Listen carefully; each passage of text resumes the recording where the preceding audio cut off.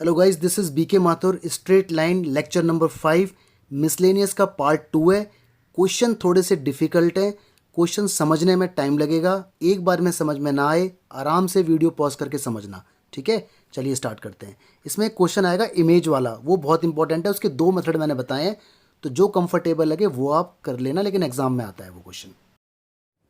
देखिए गाइस, दो क्वेश्चन आपके सामने आ रहे हैं, क्वेश्चन नंबर 15 और 16। पहले 15 समझते हैं। लैंग्वेज पे जरा ध्यान देना। इसने कहा find distance of the line this, मतलब हमारे पास कोई लाइन है, सपोज करो ये क्वेश्चन नंबर 15 सॉल्व हो रहा है। ये कोई लाइन है आपके पास, ठीक है। इस लाइन की इक्वेशन आपको दे दी 4x plus 7y plus 5 is equal to 0, ठीक है। यानी इस लाइन से डिस्टेंस बतानी है। आगे बढ़ते हैं हम।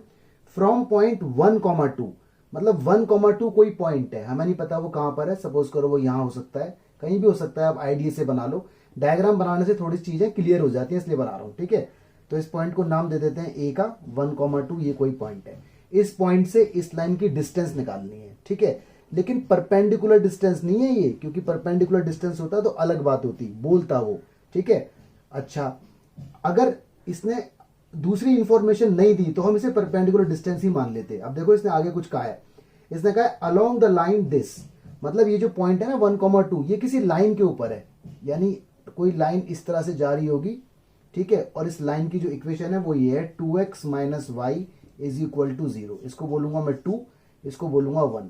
यानी ये पॉइंट इस लाइन के कहीं ऊपर है। तो इस लाइन को अगर आगे तक आप बढ़ाओगे बढ़ाओगे बढ़ाओगे तो वो लाइन इस तरह से गुजरेगी यहां से, ठीक है। तो यानी ये जो पॉइंट होगा ये इंटरसेक्शन पॉइंट होगा दोनों लाइनों का, जो हमें नहीं मालूम। इसका नाम रख दिया मैंने एक्स वाई। तो एक्चुअली मुझे निकालना है ए से बी तक की डिस्टेंस, ये निकालना है, ठीक है। तो अलोंग द लाइन का मतलब पॉइंट लाइन के ऊपर था, ओके। और लाइन के ऊपर है तो उसका मतलब लाइन यहां जरूर इसे क्रॉस करेगी, जब भी तो डिस्टेंस निकल पाएगी। तो इस तरह के क्वेश्चन को इस तरह से हम लोग बनाते हैं, मॉडिफाई करते हैं, ठीक है। अब सबसे पहले बी पॉइंट निकाला जाएगा, तो आप लगा दो इसमें elimination on solving first and second. First और सेकंड को सॉल्व कर लीजिए, एलिमिनेशन लगा दीजिए। कैसे लगाते हैं वो आपको मालूम है। तो इसमें x की जो वैल्यू आएगी ना, वो आएगी माइनस का 5/18, और y की जो वैल्यू आएगी दैट विल कम -5/9, ठीक है। तो दो वैल्यू आपके पास x y की आ चुकी। तो इस तरीके से आपके पास b पॉइंट आ गया। b पॉइंट पूरा आप बना दो। पहले x की वैल्यू -5/18 और -5/9, ठीक है। और a पॉइंट आपके पास ऑलरेडी है, दैट इज 1,2। अब लगा दो डिस्टेंस फॉर्मूला। डिस्टेंस फॉर्मूला आपको मालूम है, x2 माइनस x1 का whole square plus y2 minus y1 का होल स्क्वायर। इसके अंदर वैल्यू वगैरह रख दो, कैलकुलेशन कर देना। आपका आंसर आएगा 23√5/18, ठीक है। ये आपकी डिस्टेंस है, ये आपका आंसर है, ओके। तो कैलकुलेशन वाला पार्ट मैंने आपके लिए छोड़ दिया है। एलिमिनेशन आप खुद लगाना, मैंने डायरेक्ट लिख दिया, ठीक है। लॉजिक मैंने आपको बता दिया। डिस्टेंस फॉर्मूला में वैल्यू डाल देना और आपका आंसर आ जाएगा, ओके। तो ये क्वेश्चन थोड़ा सा कंफ्यूजिंग था, बट है इजी। अच्छा, बहुत से बच्चों को कंफ्यूजन हुई होगी कि जैसे ये लाइन 1 है तो लाइन 2 आपने ऐसे ही क्यों बनाई, ये इसे कट क्यों करी। लाइन 2 ऐसे भी तो जा सकती थी। तो इसका इलाज क्या है, और वो पॉइंट हमने इसके ऊपर क्यों लिया, इसका इलाज क्या है। इसका इलाज ये है, अगर आपको डाउट है, लाइन 1 जो आपको दी हुई है ना, लाइन 1, उसका ग्राफ बना लो, ठीक है। ग्राफ के लिए आपको मालूम होगा टेबल बनाते थे, जैसे 10th क्लास में बनाते थे। लाइन 2 का भी ग्राफ बना लो, ठीक है। तो जब इनका ग्राफ बनाओगे और ग्राफ पर प्लॉट होगा तो ऑटोमेटिक ये कट करेंगे ही करेंगे। तो ये इसका इलाज है। और पॉइंट इसके ऊपर हमने क्यों लिया वो तो इसने बोला हुआ है, अलोंग द लाइन मतलब ऑन द लाइन। हाँ जी गाइस, क्वेश्चन नंबर देखते हैं 16।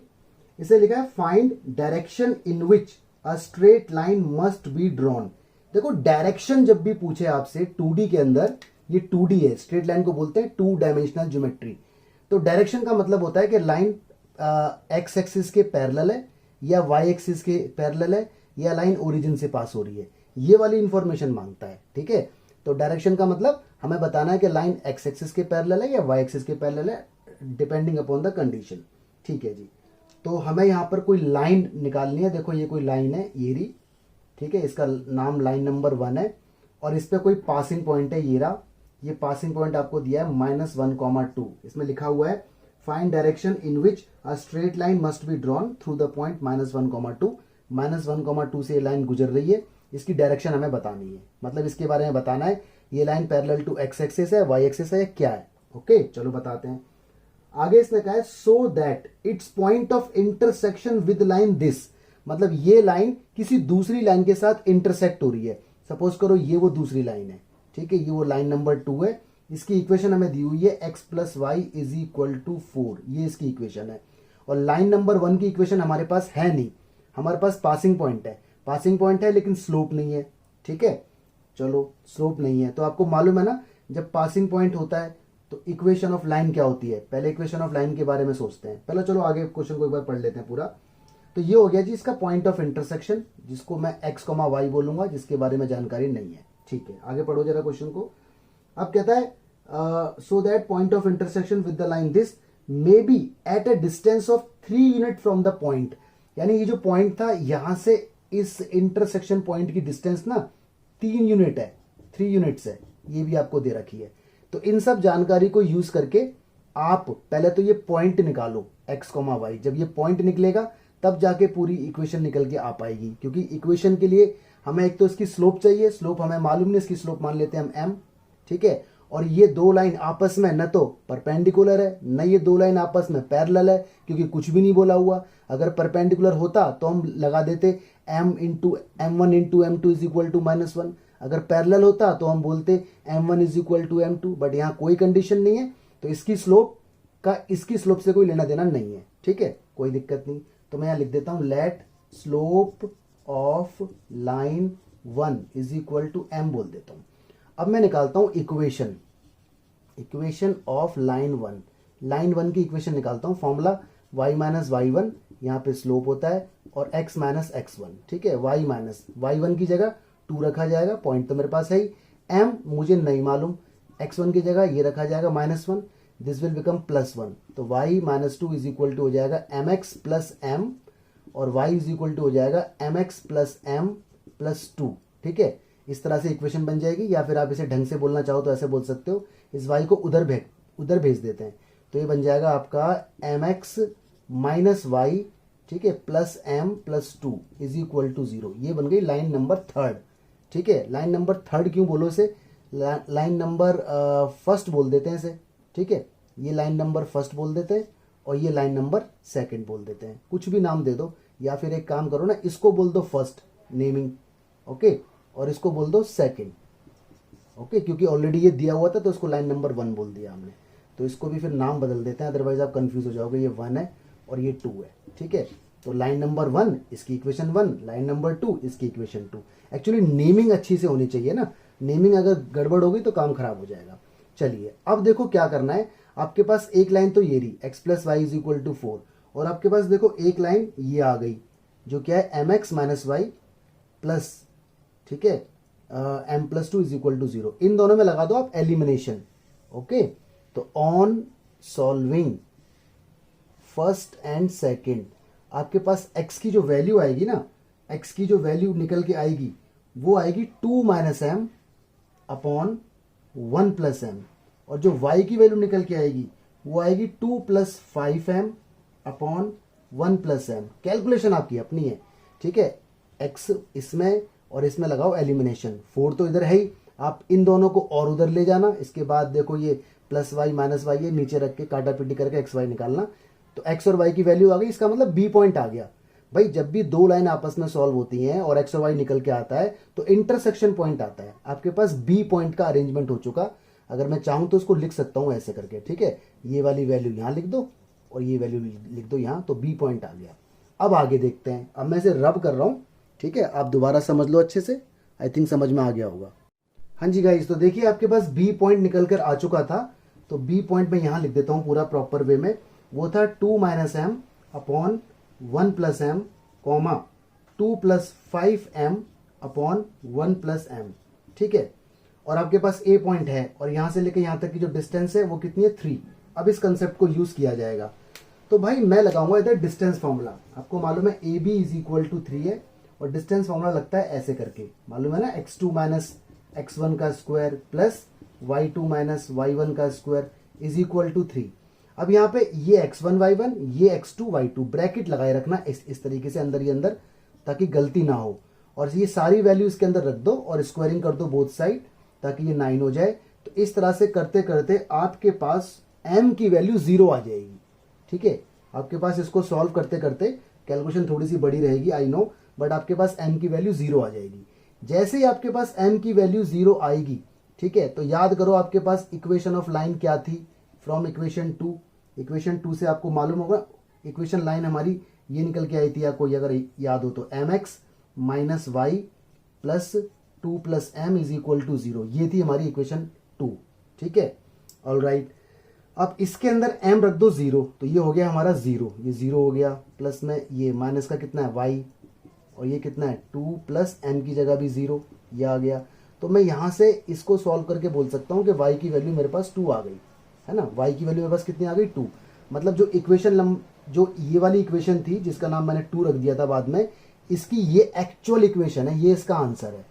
अब आपको मालूम होगा कि अगर जैसे ये y इज इक्वल टू 2 आ गया, है ना, तो इसका अगर ग्राफ में बनाऊंगा तो y is equal to something, y is equal to 2 कहाँ आएगा, 1 2 यहाँ आएगा। तो इसका ग्राफ ऐसे बनता है, पैरेलल टू x एक्सिस। जब भी इक्वेशन में y होता है ना, x नहीं होता और कोई कांस्टेंट होता है, तो उसका मतलब ये होता है कि line is parallel to x axis. तो ये इसकी डायरेक्शन है। ठीक है, ऐसे बताना था। तो सारा खेल इसमें m का था और कैलकुलेशन आपको खुद करनी पड़ेगी। तो आप देख लेना, this is your answer. Question number 17 और 18 आपके सामने। क्वेश्चन नंबर 17 को जरा समझो। ठीक है, इसने कहा है the hypotenuse of right angle triangle has its end at point this and this. मतलब अगर मैं डायग्राम बनाऊं यहां पर, तो मैं कह सकता हूं कि ये मेरा कोई राइट एंगल ट्राइंगल है लाइक दिस, और ये इसके एंड है। ठीक है, पहला पॉइंट है कितना है, पहला पॉइंट 1,3, तो इसको बोल देता हूं 1,3। भाई हाइपोटेनस तो ये है ना, तो इसके एंड पॉइंट आपको दे रखे हैं, इसको बोल देता हूं b, ये दे रखा है -4,1, और ये आपका कोई पॉइंट है c, इसके बारे में जानकारी नहीं है। तो दिस इज योर हाइपोटेनस और ये इसके एंड है। ठीक है, अब इसके 2 लेग हैं। देखो हाइपोटेनस के 2 लेग हैं, एक लेग ये रहा, इसे बोलो आप लेग 1, ठीक है, और एक लेग ये रहा, इसे बोलो आप लेग 2। क्योंकि देखो क्वेश्चन को आगे जरा पहले पढ़ लेते हैं। इसने कहा find equation of legs. Legs का मतलब इन दोनों की इक्वेशन बताओ, और देखो ब्रैकेट में लिखा भी हुआ है परपेंडिकुलर साइड ऑफ ट्राइंगल। तो ऑफ कोर्स ये दोनों साइड परपेंडिकुलर है, तो इनकी इक्वेशन बतानी है।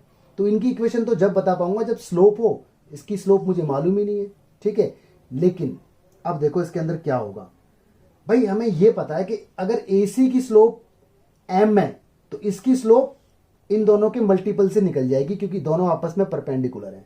तो पहले मैं यहां लिखता हूं let slope of AC is equal to m, बोल देता हूं उसे। देन स्लोप ऑफ BC वो हो जाएगी -1/m। रीजन सुन लो, मान लो इसकी स्लोप m1 है और इसकी स्लोप m2 है, तो इन दोनों का मल्टीपल -1 होगा।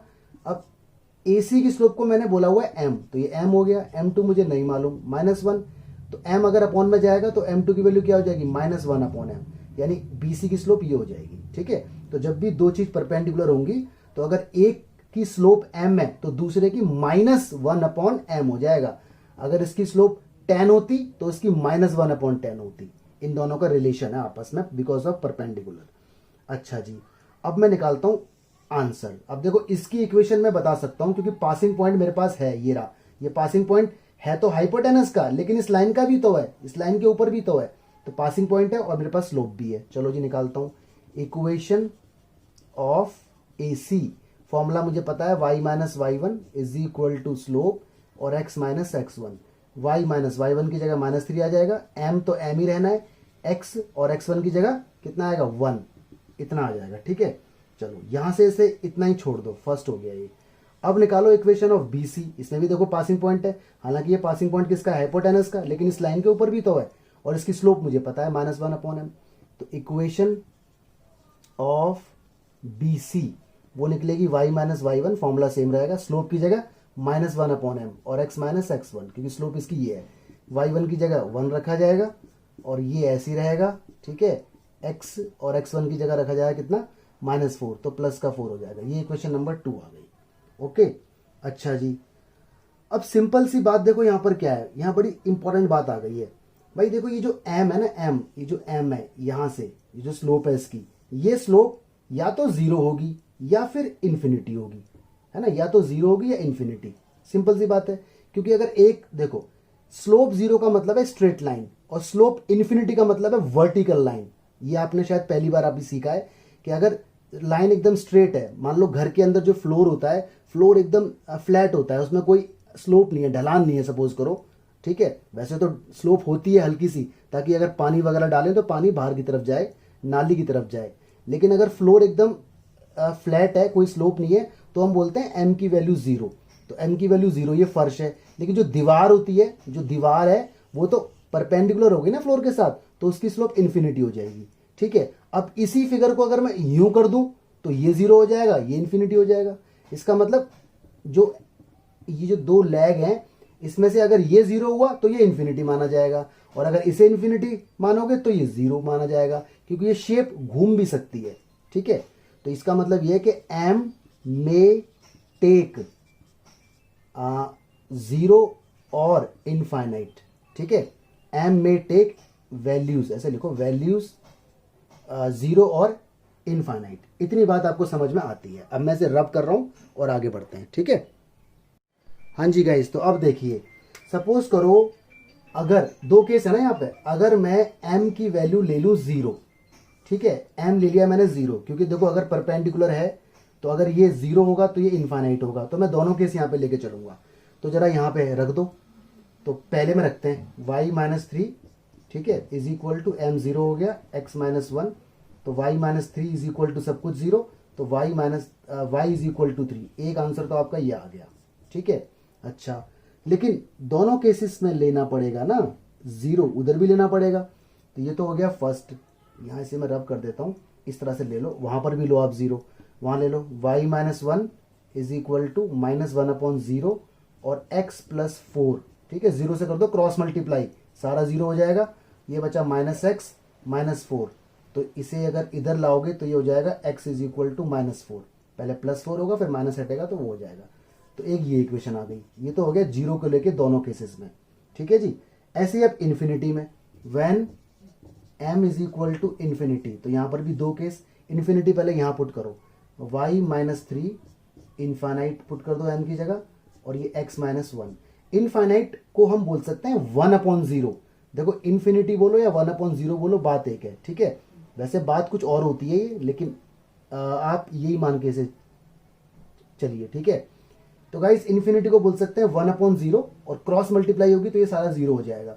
यहाँ क्या बचेगा, x माइनस वन, तो x is equal to one, आपका एक रिजल्ट आ जाएगा। इनफाइनाइट को यहाँ भी पुट करो, तो y माइनस वन, और ये हो जाएगा इनफाइनाइट x प्लस फोर हो जाएगा, y माइनस वन। देखो वन अपॉन इन्फिनिटी जीरो होता है, वन अपॉन इन्फिनिटी जीरो, तो इसका मतलब जीरो है, तो इससे टकराएगा सब जीरो हो जाएगा, तो y की वैल्यू वन। तो देखो ये चार इक्वेशन आपके सामने आ गई, मतलब जो दो लैग थे इसकी इक्वेशन ये हो सकती हैं। तो these were your result, okay. तो क्वेश्चन थोड़ा सा कंफ्यूजिंग था, लेकिन ध्यान लगाओगे तो हो जाएगा। गाइस देखिए क्वेश्चन नंबर 18 आपके सामने आ रहा है, ठीक है। This question is very important, मैं इसके ऊपर लिख देता हूं इंपॉर्टेंट, यानी एग्जाम में ये क्वेश्चन ना आए ऐसा होता नहीं है, ओके। और इसके जैसा एक क्वेश्चन मैं और छोड़ के जाऊंगा, फिलहाल इसको देखते हैं। इसमें लिखा हुआ है find image of the point 3,8, image, ठीक है, इमेज निकालनी है 3,8 की, with respect to the line x plus three y is equal to seven, assuming the line to be plane mirror. इसका मतलब समझें, मान लीजिए ये कोई लाइन है मेरे पास, इस लाइन की इक्वेशन मुझे दी हुई है x plus three y is equal to seven, ये मुझे दिया हुआ है, इसको मैं लाइन नंबर वन बोलूंगा। ये कोई पॉइंट मेरे पास है, इसका a नाम रखा मैंने 3,8। ये लाइन बिहेव कर रही है मिरर की तरह, और आपको ये बात मालूम है ना कि जब भी कोई लाइन, जब भी किसी मिरर में हम जितनी डिस्टेंस से अपने आप को देखते हैं, मान लो मैंने यहां से देखा, तो उतना ही दूर उसके अंदर हमारी इमेज बनती है। ऐसा कुछ आपने पढ़ा होगा साइंस में 10th में, ठीक है, ग्लास के अंदर या जो लेंस वगैरह का चैप्टर होता है उसके अंदर। तो देखो ये रहा आपका, मतलब इसकी इमेज को मैंने नाम दिया x1, y1, ये मेरी इमेज है। और याद रखना ये हमेशा परपेंडिकुलर होता है, मिरर में हमेशा परपेंडिकुलर इमेज बनती है, ठीक है। तो डायग्राम पहले समझ लो, ये लाइन बिहेव कर रही है मिरर की तरह, मैं इसको लिख देता हूं मिरर, प्लेन मिरर है ये, मिरर भी बहुत टाइप के होते हैं, ठीक है। ये कोई पॉइंट है 3,8, ये इसकी इमेज है। इमेज मतलब यहाँ पर कोई बंदा खड़ा है तो उसकी इमेज मिरर में यहाँ बन रही है। तो ऑफ कोर्स ये जो पॉइंट होगा ना, ये वाला पॉइंट, इसे बोलेंगे मिड पॉइंट। तो सी एक्स कॉमा वाई ये ऑफ कोर्स मिड पॉइंट ही होगा, क्योंकि ये डिस्टेंस और ये डिस्टेंस इससे सेम डिस्टेंस पे होता है। तो this will be known as mid point, जिसका मैंने नाम दे दिया C x comma y. Okay ji. तो हमें ये निकालना है x1 y1। तो ये मेरा न्यूमेरिकल था। इसके जैसा एक न्यूमेरिकल और मैं छोड़ के जाऊंगा। अब देखो इसकी मल्टीपल अप्रोच होती है, हर टीचर अलग तरीके से बताते हैं, but all teachers are correct, उसमें कोई दिक्कत वाली बात नहीं है। तो पहला काम आप यहाँ लिख दो, late image B x1 comma y1, ये आपने नाम दे दिया। ठीक है। इसके बाद अब यहाँ इसके बारे में थोड़ा सा लिख दो, here mid point of A B is equal to होगा सी एक्स कॉमा वाई। ये इसका मिड पॉइंट हो गया। ठीक है भाई, बताना तो पड़ेगा ना कि आपने किसको क्या मांगा है। तो क्योंकि आपको मिड पॉइंट के बारे में जानकारी, तो पहले मिड पॉइंट निकाल लेते हैं। तो मिड पॉइंट का फॉर्मूला आपको मालूम है ना, कैसे निकालते हैं। ये जो एक्स है कैसे निकलेगा, ये एक्स, देखो मिड पॉइंट को मैं ऐसे लिखता हूँ सी एक्स कॉमा वाई, ये मिड पॉइंट है। और मिड पॉइंट निकालने का फॉर्मूला मेरे को मालूम है, वो होता है x1 plus x2 divide by 2 comma y1 plus y2 divide by 2। ठीक है। तो c x कॉमा वाई, ये c है। x1 क्या है, इसमें से किसी को ही बोल दो x1 y1, इसमें से किसी को ही बोल दो। जैसे ये x1 y1 है तो इसे x2 y2 बोल दो, रख दो। तो x1 तो पता है नहीं, लेकिन x2 कितना है 3 डिवाइड बाई 2 हो गया। y1 तो पता नहीं, लेकिन y2 कितना है 8 डिवाइड बाई 2 हो गया। तो x की वैल्यू जो आई हमारे पास निकल के, देखो ये x है ना, तो ये x की वैल्यू ये हो गई, कंपैरिजन हो गया। ये y है तो y की वैल्यू ये हो गई। यहां तक बात समझ में आती है। अब आप खुद सोचो, ये जो C पॉइंट है ये लाइन नंबर 1 पर लाई कर रहा है, तो ये पॉइंट इसको सेटिस्फाई करेगा। तो मैं यहां लिखूंगा पॉइंट C सेटिस्फाइज, या लाइज लिख दो, पॉइंट C लाइज ज्यादा अच्छा लगता है, ऑन लाइन 1। तो लाइन 1 पर जहां x है, देखो ये x है, और जहां y है ये y है, वहां ये रख दो। तो x की जगह रख दो ये, तो ये बनेगा x1 plus 3 divide by 2, bracket लगाए रखना 3, और y की जगह रख दो ये वाली वैल्यू, तो ये बनेगा y1 plus 8 divide by 2 is equal to कितना है 7। हाँ जी गाइस, तो देखिए अब क्या होगा, आप इसमें एलसीएम वगैरह लेंगे। एलसीएम वगैरह लेने के बाद ये 2 है। ठीक है। एलसीएम वगैरह लेने के बाद आपका जो इक्वेशन आएगी वो ये आएगी, x1 plus 3y1 is equal to minus का 13। ये इक्वेशन नंबर 3 होगा। ठीक है। तो ध्यान रखना है इसको, कैलकुलेशन आप खुद करना। अब मैं थोड़ा सा पार्ट रब कर रहा हूं, फिर आगे बताता हूं। हाँ जी गाइस, तो देखिए ये इक्वेशन नंबर 3 हमारे पास आ चुकी थी। मैंने इसको रब नहीं किया, ऐसे के ऐसे रखा। अब बढ़ाते हैं काम को आगे। ठीक है। अब देखो इसने क्या कहा है। अच्छा, अभी तो एक ही इक्वेशन आई है, मुझे निकालना है x1 y1। एक बात जरा आप सोचो कि ये जो ए बी है, ये जो ए बी है यहां से लेके और यहां तक, ये पूरी लाइन, भाई इसकी स्लोप और ये जो प्लेन लाइन है ये वाली, इसकी स्लोप आपस में तो परपेंडिकुलर होंगे, है ना। यानी मैं यहाँ बोल, क्योंकि ये 90 डिग्री का एंगल होता है हमेशा मिरर पे, जब भी हम देखते हैं तो 90 डिग्री पे इमेज बनती है। तो उसका मतलब मैं कह सकता हूँ कि स्लोप ऑफ ए बी, ठीक है, और मल्टीप्लाई का साइन है यहाँ, और स्लोप ऑफ बी सी, या बी सी या बोल दो लाइन जो हमें दी हुई है, लाइन जो मिरर का काम कर रही है यार। ठीक है, क्योंकि मैंने नाम तो उसे कुछ दिया नहीं है, या फिर आप नाम दे दो, सपोज करो पी क्यू नाम दे दो, तो स्लोप ऑफ पी क्यू बोल दो, स्लोप ऑफ पी क्यू। तो इन दोनों का मल्टीपल क्या होगा, -1, क्योंकि ये परपेंडिकुलर है। ए बी की स्लोप हम निकाल सकते हैं। स्लोप निकालने का formula y2 minus y1 upon x2 minus x1, point वाला फॉर्मूला। तो इसकी स्लोप निकल के जो आएगी, या तो 8 माइनस y1 कह दो, या y1 माइनस 8 कह दो, कुछ भी कह दो। चलो कह देता हूं मैं 8 माइनस y1 और 3 माइनस x1, वही फॉर्मूला यार, y2 minus y1 upon x2 minus x1, slope का, बात एक है। Into slope of P Q, ये पी क्यू का नाम दिया है मैंने ऐसे अभी। तो इसकी स्लोप निकालने का फॉर्मूला आपको मालूम है, क्या होता है, माइनस आता ही आता है कोएफिशिएंट ऑफ x यानी 1 अपॉन कोएफिशिएंट ऑफ y यानी 3, ये आ गया, इज इक्वल टू कितना है, -1।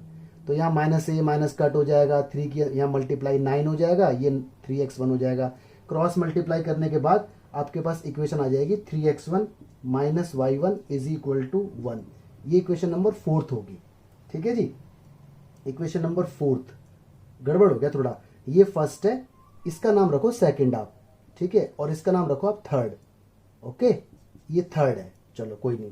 अब आपके पास 2 इक्वेशन आ चुकी, इन दोनों में लगा दो आप एलिमिनेशन में, यहां बता रहा हूं हल्का सा। ठीक है, on solving second and third, तो इन दोनों को आपस में कर लो सॉल्व एलिमिनेशन से। तो आपके पास x1 की जो वैल्यू आएगी ना वो -1 आएगी, और y1 की जो वैल्यू आएगी वो आपके पास -4 आएगी। तो भाई इमेज आ गई ना, बस यही तो इमेज थी। ये भी देखो image, this is the answer, ये हमारी इमेज है। तो ऐसे निकाल देते हैं हम इमेज, ठीक है। तो ऐसा क्वेश्चन एक फुट ऑफ परपेंडिकुलर पे भी हुआ करता था, अगर आपको याद हो, ठीक है। तो इस तरीके से निकाल सकते हैं इमेज वाला क्वेश्चन। अब मैं एक क्वेश्चन आपके लिए और छोड़ के जा रहा हूँ। क्वेश्चन देखिए, assuming that straight line work as the plane mirror, तो बात वही है, देखो प्लेन मिरर की तरह काम कर रही है स्ट्रेट लाइन, ठीक है। Find image of the point 1,2, ये कोई पॉइंट है इधर 1,2, ये कोई लाइन यहाँ पर परपेंडिकुलर आई, ये इसकी इमेज निकल के आएगी बी, जिसको नाम दिया गया x1, y1, और ये लाइन है जिसकी इक्वेशन है x - 3y + 4 = 0, ठीक है। इसका आंसर मैं आपको बता देता हूँ, और ये क्वेश्चन आपको खुद सॉल्व करना पड़ेगा। तो इसका आंसर आएगा 6/5, 7/5, ये इसका आंसर है जो आपको खुद निकालना है। अब देखो इसकी एक अप्रोच तो मैं आपको बता चुका हूं अभी, ठीक है। एक नई अप्रोच और बता देता हूं। याद करो, मैंने आपको एक फुट वाला क्वेश्चन बताया था वीडियो नंबर 3 में, लेक्चर नंबर 3 में, फुट ऑफ परपेंडिकुलर। तो वो अप्रोच भी आप यहां अपना सकते हो। जैसे इसकी स्लोप को बोल दो आप m1 और इसकी स्लोप को बोल दो आप m2, ये तो मिड पॉइंट हो गया x, y, इस तरह से। तो आप यहां पहले लिख दो m1 × m2 = -1। m1 के बारे में यहां से जानकारी मिल जाएगी, minus coefficient of x upon coefficient of y। m2 आपको पता नहीं है, -1, तो m2 की वैल्यू जो आएगी वो -3 आ जाएगी। माइनस से माइनस कट गया, ये क्रॉस मल्टीप्लाई होगा माइनस, तो ये आ जाएगा। m2 आने के बाद आप निकाल लो इक्वेशन, ठीक है। इक्वेशन ऑफ AC निकाल लो, फॉर्मूला y - y1, और यहाँ पर m और x - x1। तो y - y1 की वैल्यू कितनी है, 2 है, ठीक है, और m की वैल्यू -3 है, x1 की वैल्यू कितनी है, 1 है। तो ये सॉल्व करने के बाद आ जाएगा y - 2 - 3x और +3, इधर ले आओ सबको, तो ये 3x हो गया, प्लस का y हो गया, नंबर उधर ले जाओ 5, इक्वेशन नंबर 2 आ गई, है ना। इसकी इक्वेशन आ गई। ये मैं अलग अप्रोच आपको बता रहा हूँ। अब आपको जो मेथड समझ में आए वो आप कर सकते हो, एग्जाम में दोनों वैलिड है। अब इसको और इसको एलिमिनेशन लगा के सॉल्व कर लो, ठीक है। इन दोनों को आप एलिमिनेशन लगा के सॉल्व कर लो। तो जब इन दोनों में एलिमिनेशन लग जाएगा तो आपके पास ये पॉइंट आ जाएगा, ये पॉइंट आ गया आपके पास, x की वैल्यू आ जाएगी, जो भी आनी होगी y की आ जाएगी, क्योंकि ये तो इंटरसेक्शन पॉइंट है ना भाई। इसकी इक्वेशन आ चुकी, इसकी हमें ऑलरेडी पता है, तो ये पॉइंट आ गया। इन दोनों को सॉल्व करके जो भी आएगा आप निकाल लेना। ये पॉइंट जैसे ही आएगा फिर आप मिड पॉइंट फॉर्मूला लगा के ये निकाल सकते हो, like this, x = x1 + x2 / 2। मैं x का बता रहा हूँ, इस x की जगह ये रखना, जो ये वैल्यू आई है, हमें नहीं पता क्या आई है। x1 की जगह तो x1 ही रहेगा, ठीक है। x2 की जगह 1 आ जाएगा, अपॉन में 2, क्रॉस मल्टीप्लाई करके आपके पास x1 आ जाएगा, जो कि 6/5 आएगा। ऐसे फिर y का भी है ना, y = y1 + y2 / 2।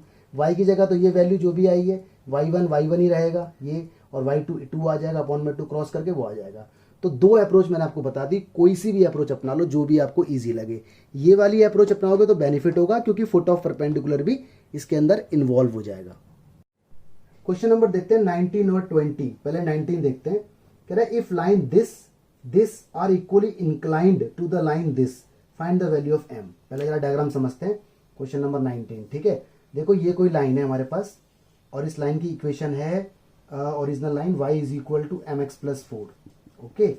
और देखो ये कोई लाइन है ये रही, इस लाइन की इक्वेशन मुझे दी हुई है y = 3x + 1, ओके। ये इंक्लाइंड है, देखो ये थीटा बन रहा है, ठीक है। और एक लाइन कोई और मान लो इस टाइप से, ठीक है। ये तो मैं आपको सिर्फ जानबूझ के डायग्राम बना के दिखा रहा हूँ, ठीक है, ताकि आपको समझ में आ जाए। देखो ये बन रहा है थीटा, ओके, ये दोनों एंगल बना रहे हैं। इसकी इक्वेशन आपको दे रखी है जी, क्या दे रखी है, 2y = x + 3। अगर मैं इसे ठीक से बोलूँ, ठीक है, मैं ये चाहता हूँ कि ये इसको थोड़ा सा छोटा कर देता हूँ लाइन को, ठीक है, यहाँ तक। एक्चुअली मैं इसे बोलना चाहता हूँ लाइक दिस, y = 1/2x + 3/2। तो बात है कि ये y = mx + c की फॉर्म आ गई, है ना। स्लोप निकालने में आसानी रहेगी, इसलिए मैंने बोला। तो चलो नेमिंग कर देते हैं। ये लाइन नंबर 1 है, ये लाइन नंबर 2 है, और ये लाइन नंबर 3 है ना। तो देखो लाइन नंबर 1 और लाइन नंबर 2 इक्वल एंगल बना रही है, यानी ये थीटा और ये भी थीटा। इसके साथ इन दोनों का एंगल और इन दोनों का एंगल सेम है, ठीक है। ये तो हो गई इसकी स्टोरी। अब इसने कहा m की वैल्यू बता दो, तो ठीक है भाई बता देते हैं। इसकी स्लोप क्या है, इसकी स्लोप को बोलो आप m1, इसकी स्लोप है 3, इसकी स्लोप क्या है भाई, एक्स के साथ वाला, याद करो y is equal to m x plus c, उसी वाली फॉर्म है ना, स्लोप इंटरसेप्ट फॉर्म। तो x का कोफिशिएंट स्लोप होता है। इसकी स्लोप को बोलो आप m2, वो कितना है, वो हो जाएगा 1/2 x के कोफिशिएंट। और इसकी स्लोप को बोलो आप m3, वो कितना है, वो आपका m रहेगा। ठीक है, तो सबका आपने नाम दे दिया। अच्छा जी, अब देखो मैं यहाँ पे क्या करने वाला हूँ, मैं यहाँ लिखूंगा angle between equation 1 and equation 3। ठीक है, इन दोनों के बीच का एंगल, यानी 1 और 3 के बीच का एंगल। तो आपको मालूम है फॉर्मूला एंगल वाला, tan theta is equal to क्या होता है, मॉड्यूलस m1 माइनस m2 या m2 माइनस m1, कुछ भी बोल दो। चलो m2 माइनस m1 बोल देता हूँ क्योंकि हम बार बार वही बोलते आ रहे हैं। अपॉन में क्या आएगा, 1 प्लस m1 m2। ठीक है, ये फॉर्मूला है। tan थीटा तो tan थीटा ही रहेगा। अब यहाँ पर m2 और m1 कौन होगा, किसी को भी m1 बोल दो, किसी को भी m2 बोल दो। अगर आप इसको बोलोगे m1 तो ये आपका m2 हो जाएगा। ठीक है, तो यहाँ पुट आ जाएगा m minus 3 upon 1 plus 3m, कुछ ऐसा हो जाएगा। इसको नाम दे दो इक्वेशन नंबर 4 का। अब निकालो angle between line 2 and line 3। ये लाइन 2 है, इसका एंगल इसके साथ जो कि थीटा है। Again formula tan theta is equal to, formula तो वही रहेगा। अब यहाँ किसी को भी m1 बोल दो, किसी को भी m2, इसके अंदर पुट कर दो। तो मैं पुट कर देता हूँ, इसको बोल देता हूँ मैं m2, इसको बोल देता हूँ m1। तो ये कुछ ऐसा हो जाए, या फिर जिसको भी जो मर्जी बोलना चाहो बोल दो, क्योंकि मॉडुलस लगा हुआ है, कोई फर्क नहीं पड़ने वाला। तो ये आपका हो जाएगा जी m minus 1/2 upon 1 plus m into 1/2, यानी m/2 हो जाएगा। इक्वेशन नंबर 5 हो गई। अब मैं यहाँ बोल सकता हूँ फ्रॉम 4th एंड 5th, देखो ये भी tan थीटा की वैल्यू, ये भी tan थीटा की वैल्यू, और थीटा सेम है, तो इसका मतलब ये और ये इक्वल है, तो ये दोनों भी इक्वल हो जाएंगे। तो दोनों को इक्वेट कर देते हैं। अब मैं ये थोड़ा सा रब कर रहा हूँ इस डायग्राम को, ठीक है, जगह बनाने के लिए। आई थिंक लॉजिक तो आपको समझ आ गया होगा।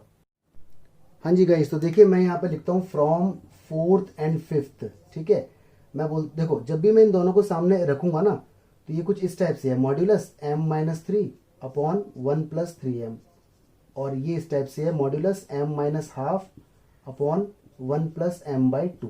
ठीक है, जब ये मॉड हटेगा, तो जब भी मॉड आप हटाओगे तो आप ध्यान रखो, जब भी मॉडुलस हटता है तो हमेशा प्लस माइनस लगता है। तो दोनों का लग गया प्लस माइनस, एक ही तरफ लगता है वो। ठीक है, दोनों मॉडुलस है तब भी एक ही तरफ लगता है, बात एक ही है। अच्छा, अब कर दो, अब यहाँ पे दो केस बन जाएंगे। एक केस बनेगा ये m minus 3 upon 1 plus 3m is equal to m minus 1/2 upon 1 plus m/2। एक ही है, ये m/2 है। और एक केस बनेगा ये m minus 3 upon 1 plus 3m is equal to, minus है तो माइनस अंदर जाएगा, तो minus m plus half upon 1 plus m/2, ऐसा बनेगा। तो यहाँ क्रॉस मल्टीप्लाई होने के बाद, ठीक है, इस केस में क्या होगा, क्रॉस मल्टीप्लाई होने के बाद आपके पास कुछ ऐसा आएगा, m square is equal to -1।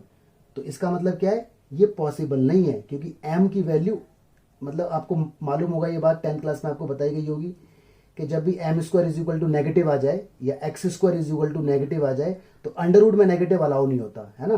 तो इसका मतलब यहाँ पे लिखेंगे दिस इज नॉट पॉसिबल, और यहीं रोक देंगे इसको। और जब इसको हम सॉल्व करेंगे तो आपके पास कुछ ऐसी इक्वेशन बनेगी, 7m स्क्वायर माइनस का 2m माइनस का 7 इज इक्वल टू 0। ठीक है, अब इसके मिडिल टर्म स्प्लिट तो हो नहीं पाएंगे, ये m है, ओके, इसके मिडिल टर्म स्प्लिट हो नहीं पाएंगे, तो आप इसमें d निकाल लो। तो d जो निकल के आएगा वो आपका निकलेगा √50, है ना, b स्क्वायर माइनस 4ac, मैं रख रहा हूँ यहाँ डायरेक्ट, ओके। तो b स्क्वायर माइनस 4ac अगर आप करोगे तो आपका रूट कितना निकल के आएगा, नहीं गलत हो गया ये, क्योंकि ज़्यादा है ना, ये a है, a इधर कितना है 7, b कितना है इधर -2, और c कितना है इधर -7। तो मैं डायरेक्ट लिख देता हूँ x is equal to -b plus minus b upon 2a। आप इसके अंदर वैल्यूज निकाल के डाल देना, ठीक है, कैलकुलेशन आपकी अपनी रहेगी, मैं तो बता रहा हूँ आंसर। तो आंसर आपका जो आएगा वो आएगा 1 प्लस माइनस 5√2 और divide by 7, this will be your result. ठीक है, कैलकुलेशन थोड़ी सी बड़ी है, मैं मानता हूँ इस बात को, तो ये आपको करना पड़ेगा, लॉजिक आपको समझ में आ चुका है। लेकिन हाँ जी, क्वेश्चन नंबर देखते हैं 20, बड़ा मजेदार क्वेश्चन है। कह रहा है if sum of perpendicular distance of variable point px, y। Variable का मतलब क्या है, वेरिएबल का मतलब है पॉइंट मूव हो रहा है, कभी कहीं कभी कहीं कभी कहीं, लेकिन है वो लाइन के ऊपर ही। From the line this and this is always 10। अब जरा इसका डायग्राम समझते हैं। यानी देखो हमारे पास दो तरह की लाइन है, मैं बोल सकता हूँ कि ये मेरी लाइन नंबर 1 है जिसका नाम है x plus y minus 5 is equal to 0, इसको मैंने बोला 1। और सपोज करो ये लाइन नंबर 2 है, ठीक है, इसका नाम हो गया 3x minus 2y plus 7 is equal to 0, इसका नाम हो गया 2। और देखो ये कोई पॉइंट है, ये कोई पॉइंट है जिसका नाम है पॉइंट P x, y, और ये पॉइंट है वेरिएबल है, कभी यहाँ आ जाता है, कभी यहाँ, कभी यहाँ, कभी यहाँ, कभी यहाँ मूव हो रहा है ये, ठीक है। अब कितना भी ये पॉइंट मूव हो जाए, ये परपेंडिकुलर लाइन है कोई, इसने बोला है ना परपेंडिकुलर डिस्टेंस, देखो ये परपेंडिकुलर है इसके और ये इसके, ठीक है।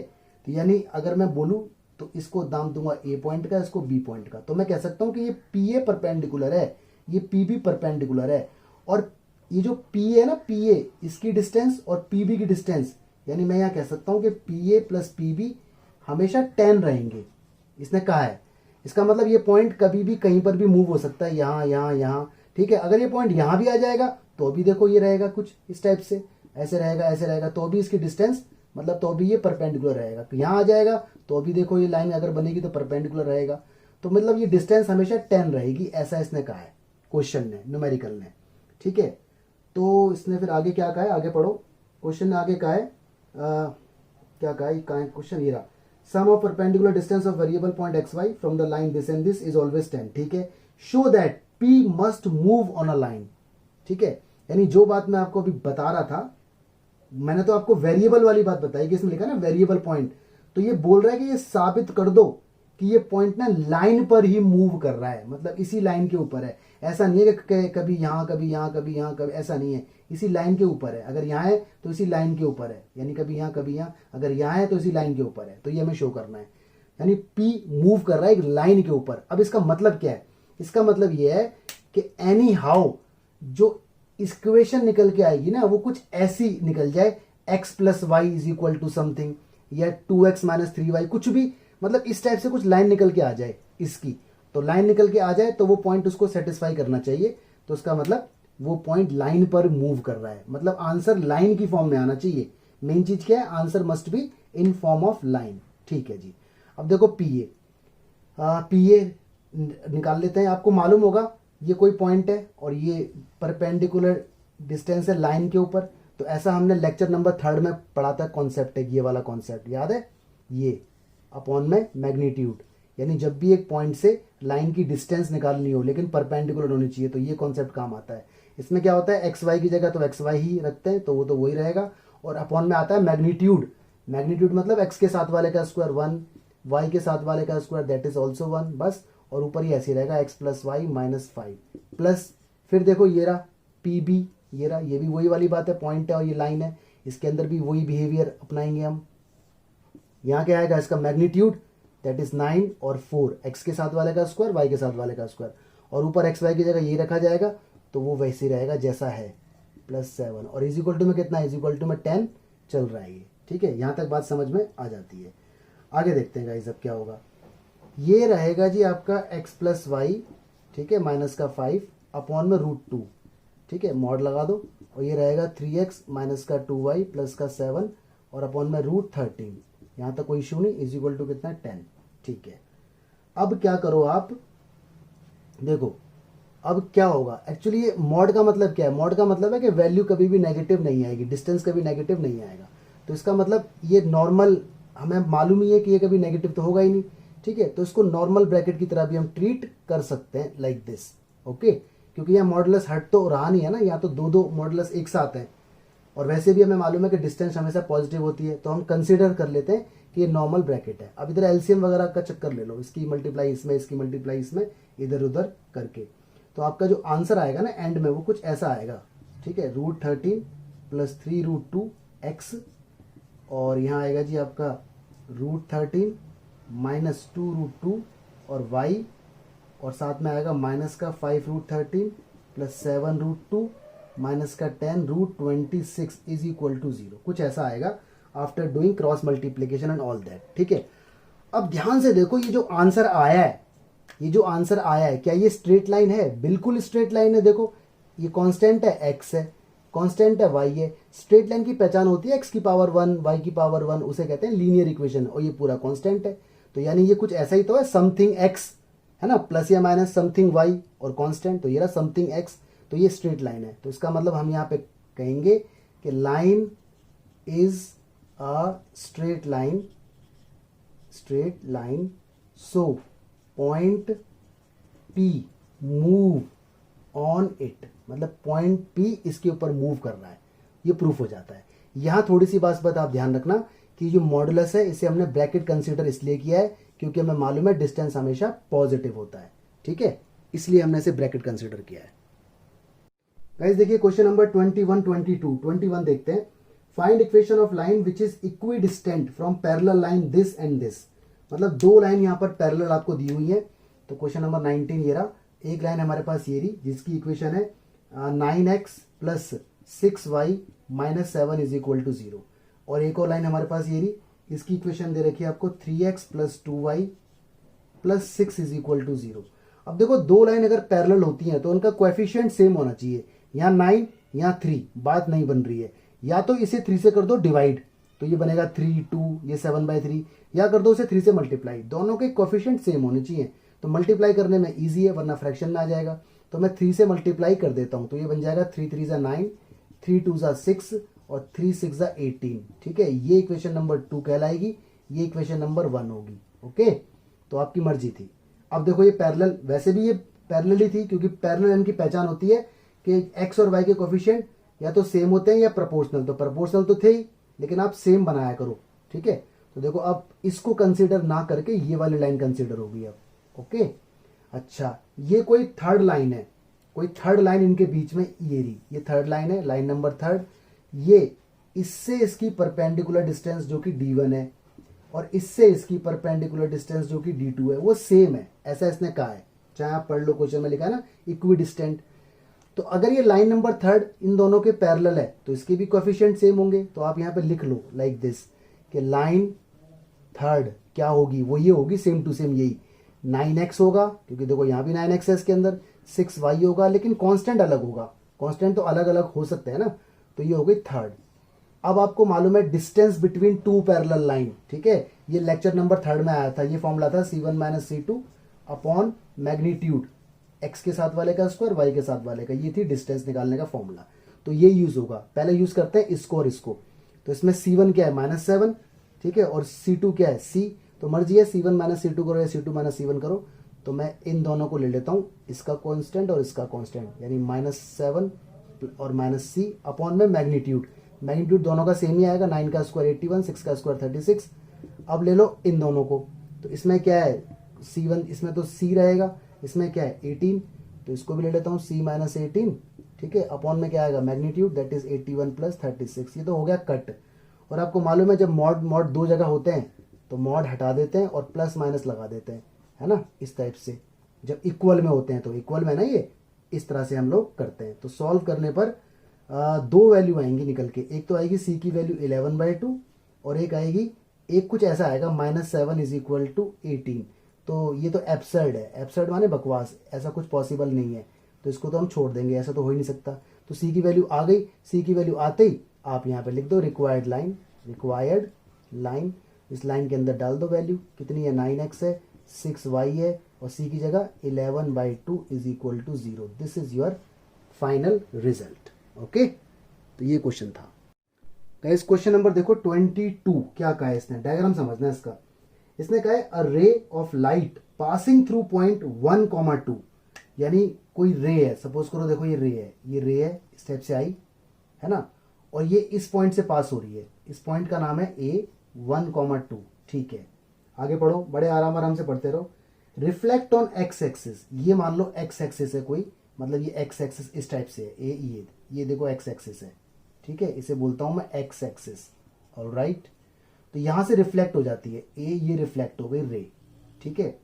Reflect on x axis at point A and reflected ray passes through point 53, ठीक है। अच्छा, यानी जो रिफ्लेक्टेड, देखो ये तो रे यहां पर आई, यहां पर टकराई और रिफ्लेक्ट हो गई, और रिफ्लेक्टेड रे ये वाली होगी, ये इस पॉइंट से पास होती है 5,3 से।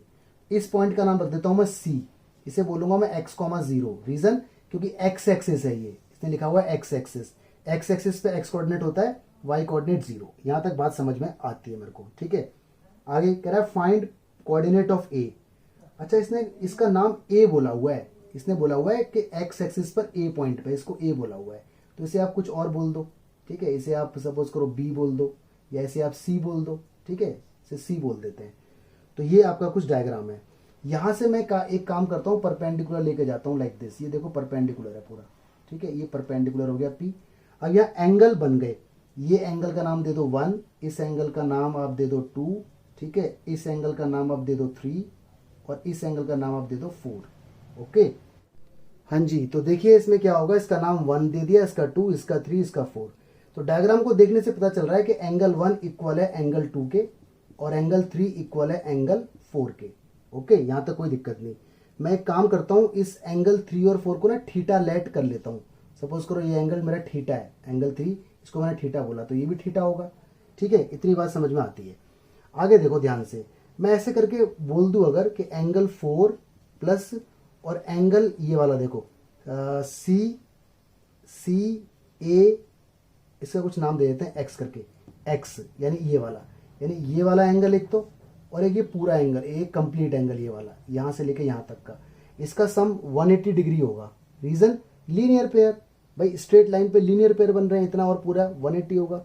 एंगल 4 को मैंने थीटा बोला हुआ है, तो एंगल सी ए एक्स कितना है 180 डिग्री, तो एंगल सी ए एक्स निकल के आएगा आपका 180 डिग्री माइनस थीटा। इसको ऐसे ही रखो, यहां तक बात समझ में आती है, ठीक है।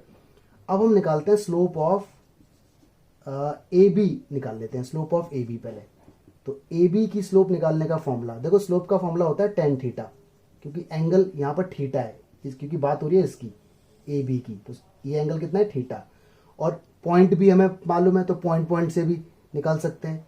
तो पॉइंट से अगर हम निकालेंगे तो कुछ ऐसा निकल के आएगा ना, x y2 minus y1 upon x2 minus x1, तो ये x1 y1, ये x2 y2, तो कुछ ऐसा आएगा 3 माइनस 0 अपॉन 5 माइनस x, ठीक है। ये एक इक्वेशन आ गई टेन थीटा की, इसको फर्स्ट बोल दो। अब निकालो जी स्लोप ऑफ ये, स्लोप ऑफ निकालो सी ए, ये जो सी ए है, ठीक है, निकालो जी सी ए। तो इसका देखो ये एंगल हमारा कितना है, ये वाला एंगल पूरा जो आया है अभी निकल के, ये रहा 180 माइनस थीटा। तो आप बोलो 10 और थीटा की जगह 180 माइनस थीटा, और पॉइंट से भी निकाल सकते हो, पॉइंट भी आपको मालूम है, तो पॉइंट से भी निकालोगे तो स्लोप निकलेगी इसकी, ये x1 y1, ये x2 y2, 2 minus 0 upon x minus 1, ठीक है। 10 180 माइनस थीटा ना, माइनस का 10 थीटा होता है, तो ये आ गया 2 माइनस 0 अपॉन x माइनस 1। ये माइनस यहाँ से हटा के उधर भेज दो, तो ये बन जाएगा tan theta is equal to -2 upon x minus 1। Equation number second हो गई। यहां तक बात आपको समझ में आती है, ठीक है। अच्छा, अब मैं कर रहा हूं इसको रब। देखो अब क्या होने वाला है, tan थीटा की वैल्यू ये है और tan थीटा की वैल्यू ये है, दोनों को मैं इक्वेट करूंगा जिससे कि मुझे x मिलेगा। तो आई एम डूइंग कंपैरिजन। तो देखिए guys, from first and second tan theta की वैल्यू ये है, tan थीटा की वैल्यू ये, दोनों को कंपेयर करके मेरे पास आ गया 3, 5 minus x is equal to -2 और x माइनस 1, कुछ ऐसा आया, ठीक है। इसको सॉल्व करने पर मेरी x की वैल्यू जो निकल के आएगी वो 13/5 आएगी। तो मेरा जो कोऑर्डिनेट बनेगा ना x एक्सिस पर, वो बनेगा x,0, जो कि 13/5,0। This is my result. तो यहां थोड़ा सा सोचने की जरूरत थी आपको। ऑलराइट गाइस, देखिए दो क्वेश्चन 23 एंड 24, 23rd समझते हैं। इसमें क्या है, prove that product of length of perpendicular drawn from the point this and this to the line this is b square. इसका मतलब क्या है, मतलब ये हमारे पास कोई लाइन है, देखो इस तरह से ये कोई लाइन हमारे पास है, और लाइन की इक्वेशन हमें दी हुई है x upon a cos theta plus y upon b sine theta -1 is equal to 0। ये हमारे पास कोई लाइन है, ठीक है, एक ही लाइन दे रखी है, 1 को उठा के मैं इधर ले आया। ये मेरे पास पॉइंट है, पहला पॉइंट मेरे पास है जी √a² माइनस बी स्क्वायर, ठीक है, कॉमा 0, और दूसरा पॉइंट मेरे पास है माइनस में √a² minus b square comma 0। यहां से यहां तक की डिस्टेंस ये रही, इसको मैंने बोला सी नाम दिया, और इस पॉइंट से इसकी डिस्टेंस ये रही, इसको मैंने डी नाम दिया। परपेंडिकुलर डिस्टेंस बोला हुआ है इसमें, लिखा हुआ है देखो, product of length of perpendicular drawn from the point this and this to the line is b square. यानी हमें जो प्रूफ करना है यहाँ पर टू प्रूफ, वो ये करना है कि AC की मल्टीप्लाई अगर BD में हो जाए तो आंसर बी स्क्वायर आना चाहिए। भाई ये परपेंडिकुलर की लेंथ है, ये भी परपेंडिकुलर की लेंथ है, तो इन दोनों की मल्टीप्लाई का आंसर क्या आना चाहिए, बी स्क्वायर। ठीक है जी, ले आते हैं। अब याद करो पुराना वाला कॉन्सेप्ट लेक्चर नंबर 3 का, कि जब भी एक पॉइंट दिया होता है x1 y1 और एक लाइन दी होती है, तो हम फॉर्मूला लगाते हैं मॉड्यूलस अपॉन मैग्नीट्यूड वाला। ठीक है, तो देखो मैं यहाँ पर क्या करने वाला हूँ, मैं लगाऊंगा इसका फॉर्मूला, यानी I take left hand side like this, a c into b d. समझना बड़े आराम से, ए सी को इस तरह से रिप्रेजेंट किया जाएगा, यहाँ पर अंडर रूट में ये, और इसको इस तरह से रिप्रेजेंट किया जाएगा, दोनों मल्टीपल के अंदर रहेंगे लाइक दिस। ठीक है, चलो जी, तो पहले निकालते हैं ए सी। ये रहा, ये पॉइंट x1 y1, ये मेरी लाइन है, तो x की जगह ये रखो, तो ये आ जाएगा जी अंडर रूट का ए स्क्वायर माइनस बी स्क्वायर, ठीक है, अपॉन ए और कॉस थीटा, ऐसी रहेगा।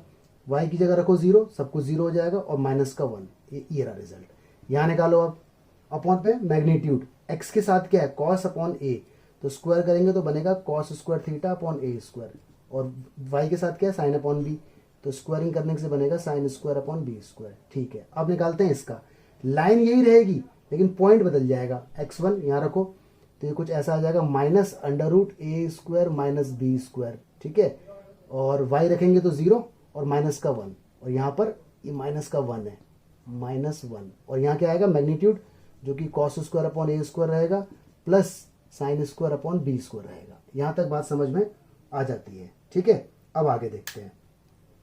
देखो बच्चों, जब भी दोनों मॉड्यूलस मल्टीप्लाई में हो, देखो ये मॉड्यूलस मल्टीप्लाई में और ये मॉड्यूलस, या भी मैं आपको बता देता हूँ, मॉड्यूलस ए इंटू मॉड्यूलस बी अगर मल्टीप्लाई में होते हैं ना, तो उसको हम ए इंटू बी बोल सकते हैं नॉर्मल। ठीक है, क्यों बोल सकते हैं, क्योंकि आपको मालूम है मॉड्यूलस जब हटेगा तो प्लस माइनस लगेगा, इसका मॉड्यूलस जब हटेगा तो प्लस माइनस लगेगा, प्लस माइनस की मल्टीप्लाई जब प्लस माइनस में होगी तो प्लस प्लस प्लस, और माइनस इंटू माइनस प्लस, तो हमेशा प्लस ही हो जाएगा। तो इस तरह से, तो ये कॉन्सेप्ट यहाँ पे यूज मैं कर रहा हूँ, दोनों मॉडुलस मल्टीप्लाई में, तो what I am doing, modulus को हटा रहा हूँ मैं इसको, तो ऊपर क्या है, ये ब्रैकेट में रखो normal, under root a square minus b square, ये माइनस लगा हुआ है बीच में हल्का सा, -1, ये कॉस थीटा भी है साथ में, कॉस थीटा अपॉन में ए भी है -1, और यहाँ पर minus under root a square minus b square cos theta upon a और -1, इस टाइप से। और देखो नीचे नीचे क्या हो रहा है, ये भी अंडर रूट इंटू ये भी अंडर रूट, और अंडर रूट में सेम है तो रूट से रूट हट जाता है, जैसे root a into root a बन जाता है, तो नीचे बनेगा cos square theta upon a square plus sine square theta upon b square. यहाँ तक बात समझ में आई होगी। इसमें देखो माइनस क्या है, कॉमन, तो माइनस कॉमन ले लो बाहर, तो कुछ ऐसा बन जाएगा माइनस, यहाँ क्या बनेगा अंडर रूट में a square minus b square cos theta upon में कितना है ए -1, और यहाँ क्या बनेगा अंडर रूट में a square minus b square cos theta upon में कितना है ए और +1, क्योंकि माइनस कॉमन लेके बाहर आ गया, और अपॉन में तो जो है वो है ही, क्या है अपॉन में, cos square theta upon a square plus sine square theta upon b square. थोड़ा राइटिंग ऐसे ही है, समझ जाना, मेरे वर्ड से पहचान लेना, जो मैं बोल रहा हूँ उससे पहचानना क्या लिखा है। ठीक है, अब मैं इसको रब करके आगे बता रहा हूँ। हाँ जी गाइस, देखिए अब क्या होगा इसके अंदर, ये माइनस तो यहाँ रहेगा, ये माइनस है यहाँ। ठीक है, अच्छा इसे देखो, ये क्या है a माइनस बी और ये क्या है a प्लस बी, तो फॉर्मूला याद करो, a माइनस बी और a प्लस बी का फॉर्मूला होता है a square minus b square, तो इस पूरे के ऊपर स्क्वायर आएगा तो रूट हटेगा, तो ये बनेगा a square minus b square upon a का स्क्वायर आ जाएगा और कॉस स्क्वायर थीटा, ब्रैकेट मत छोड़ना लेकिन, ठीक है, और -1 का स्क्वायर 1, यानी ऊपर दोनों की मल्टीप्लाई होकर ये आया। अरे समझ गए, a माइनस बी और a प्लस बी, तो a स्क्वायर इस पूरे का स्क्वायर माइनस बी स्क्वायर 1 का स्क्वायर, और नीचे क्या करो, नीचे जो दो चीजें है कॉस स्क्वायर और साइन स्क्वायर, तो पूरे क्वेश्चन को कॉस में भाई कन्वर्ट कर लो, पूरे क्वेश्चन को कॉस में बना लो, क्योंकि ऊपर भी कॉस है। तो देखो क्या होगा, cos square theta upon a square तो है ही, और यहाँ क्या है साइन स्क्वायर, उसे बोल दो 1 माइनस कॉस स्क्वायर अपॉन में बी स्क्वायर है ही, ठीक है ना। तो पूरे क्वेश्चन को नीचे साइन वाले को हमने क्या बनाया, कॉस। अब इसके अंदर कुछ नहीं है, अब तो सिंपल करते चले जाओ, माइनस ऐसी रहेगा, या इस माइनस को अंदर भेज सकते हैं हम चाहें तो, बाद में भेज देंगे। यहाँ कर दो, ये हो जाएगा आपका ए स्क्वायर माइनस बी स्क्वायर, ठीक है, कॉस स्क्वायर थीटा माइनस का ए स्क्वायर, ओके, और ये ब्रैकेट लगा देना क्योंकि ये माइनस हमें डिस्टर्ब कर सकता है। यहाँ एलसीएम ले लो, तो ये यहाँ ये हो जाएगा आपका b cos square theta plus इसकी इसमें होगी तो a square minus a square cos square theta, upon में हो जाएगा जी ए स्क्वायर और बी स्क्वायर, ठीक है। इसके अपॉन में वो भी था, क्या था, ए स्क्वायर था इसके अपॉन में, तो देखो ए स्क्वायर से ए स्क्वायर हो गया कट। अब क्या हुआ, b पहुंचा ऊपर, यानी माइनस का बी स्क्वायर पहुंचा ऊपर, माइनस तो था ही, बी पहुंचा ऊपर, ये ए स्क्वायर में लगाना भूल गया था एलसीएम के बाद, वो चीज़ लगाई है। यहाँ कर दो उसकी मल्टीप्लाई, तो ये बनेगा ए स्क्वायर कॉस स्क्वायर, ये बनेगा बी स्क्वायर कॉस स्क्वायर और माइनस का ए स्क्वायर। ठीक है, नीचे देखो क्या बन रहा है, नीचे बी स्क्वायर कॉस स्क्वायर है बिल्कुल सही, ए स्क्वायर है बिल्कुल सही, और ए कॉस स्क्वायर है बिल्कुल सही। ये ए नहीं होगा, ये ए स्क्वायर होगा, एलसीएम लेंगे ना इसका तो ए स्क्वायर से मल्टीप्लाई होगी, यहाँ पे मिस्टेक थी। अब देखो इसमें क्या करो, माइनस, ये इस वाले माइनस को अंदर भेज दो, बी स्क्वायर रखो यहीं पर, जैसे ही माइनस अंदर जाएगा साइन बदल जाएंगे सबके, a square cos square plus b square cos square, ठीक है, cos square theta plus a square, इस तरह से साइन बदल जाएंगे, नीचे नो चेंज। तो कैलकुलेशन थोड़ी सी डिफिकल्ट बनती है, ये ए स्क्वायर है, ठीक है, मैं बार बार गलत लिख देता हूँ। देखो ये ऊपर नीचे बिल्कुल सेम है, तो बचा क्या, बी स्क्वायर, यही आपकी राइट हैंड साइड है, ये आपको लेके आना था। सेम क्यों है देख लो, minus a square cos square ये रहा, बी स्क्वायर कॉस स्क्वायर ये रहा, ए स्क्वायर ये रहा, बिल्कुल सेम है, आगे पीछे है। तो इस तरह से इस क्वेश्चन को करना था, ठीक है, कुछ बातों का ध्यान रखना था, क्वेश्चन एग्जाम में आता है 6 मार्क्स में। हाँ जी, क्वेश्चन नंबर 24 देखो, ये भी इंपॉर्टेंट है। A person standing at junction crossing of two straight path, junction का मतलब क्रॉसिंग, चौराहा जो होता है, मतलब दो स्ट्रेट पाथ है, उनके जंक्शन पे कोई बंदा खड़ा हुआ है और उन दोनों पाथ की इक्वेशन आपको दी हुई है। तो जरा डायग्राम समझना, देखो एक पाथ ये रहा, ठीक है, ये रास्ता है, इसको बोलूंगा पहला पाथ, और इसकी इक्वेशन आपको दी हुई है, that is 2x minus 3y plus 4 is equal to 0, ये फर्स्ट है। और एक पाथ देखो ये जा रहा होगा कोई, ये हमारा दूसरा पाथ है, इसकी भी इक्वेशन आपको दी हुई है, that is 3x plus 4y, ठीक है, माइनस 5 इज इक्वल टू 0, ये इक्वेशन 2 है। ये कोई जंक्शन है, ठीक है, इसका नाम रख दिया मैंने ओ जंक्शन।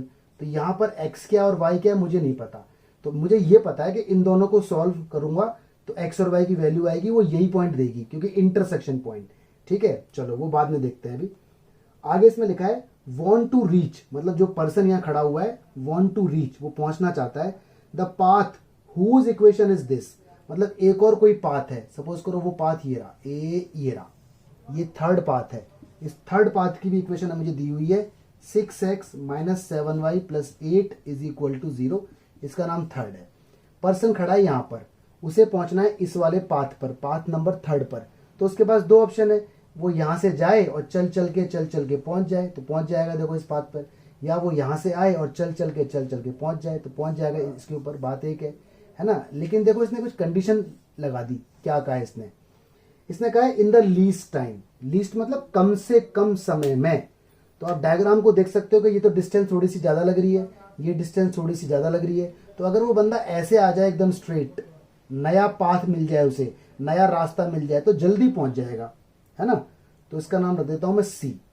अब कुल मिला के आपको इसकी इक्वेशन बतानी है, देखो इसमें लिखा हुआ है find equation of path that he should follow, तो इसकी equation we need to find actually, okay.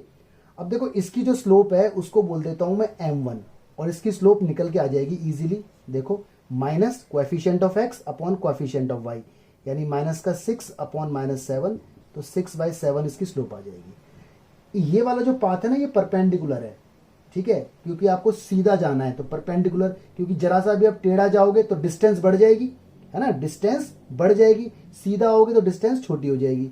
इसकी स्लोप को बोलेंगे हम m2। तो मैं यहां पर ऐसे बोल सकता हूं कि m1 into m2 is equal to -1, क्योंकि ये दोनों आपस में परपेंडिकुलर है। m1 के बारे में जानकारी मुझे है 6/7, m2 के बारे में जानकारी बिल्कुल नहीं है मेरे को, तो मैं क्रॉस मतलब सॉल्व करने के बाद m2 की वैल्यू आ जाएगी माइनस का 6/7। भाई स्लोप तो आ गई, अब निकालना है पासिंग पॉइंट, पासिंग पॉइंट भी तो चाहिए इक्वेशन बताने के लिए, तो मैं लगाऊंगा यहाँ एलिमिनेशन, ठीक है। तो फ्रॉम फर्स्ट एंड सेकंड, इसको और इसको सॉल्व करूंगा तो x और y की वैल्यू आएगी, तो मेरे पास जो PO पॉइंट आएगा ना वो आएगा माइनस का 1/17 कॉमा 22/17। कैसे आएगा, एलिमिनेशन लगाना, यही पॉइंट आएगा। नाउ आपके पास पॉइंट भी है, आपके पास स्लोप भी है, अब आप निकाल सकते हो equation of new path, equation of path OC बोल दो इसे, OC फॉर्मूला होता है y माइनस y1, यहाँ पे स्लोप जिसका नाम m2 रखा गया है, x माइनस x1, ये x1 ये y1 और m2 हमारे पास ये आ गया, पुट कर दो। पुट करने के बाद आपका जो आंसर आएगा वो आएगा 119x प्लस, ठीक है, 102y इज इक्वल टू 125। तो ये आपका आंसर है। ठीक है, कैलकुलेशन आप देख लेना, पूरा लॉजिक मैंने आपको लेकिन समझा दिया है। ओके जी, तो उसको पूरा करें कॉपी पे अच्छे से। Thank you guys, thank you so much, God bless you. इसका अगला लेक्चर और है, वो देख लेना, वो छोटा है। ठीक है, 30 से 35 मिनट का लेक्चर है, that is important. Thank you so much.